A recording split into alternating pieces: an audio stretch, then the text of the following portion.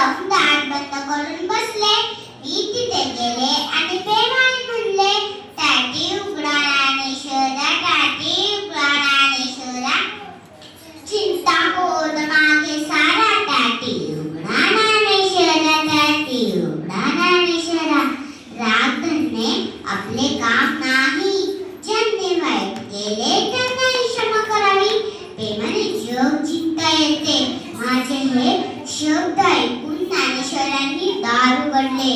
माझा एकच संदेश आहे, प्रेम करा, क्षमा करा, सर्वांशी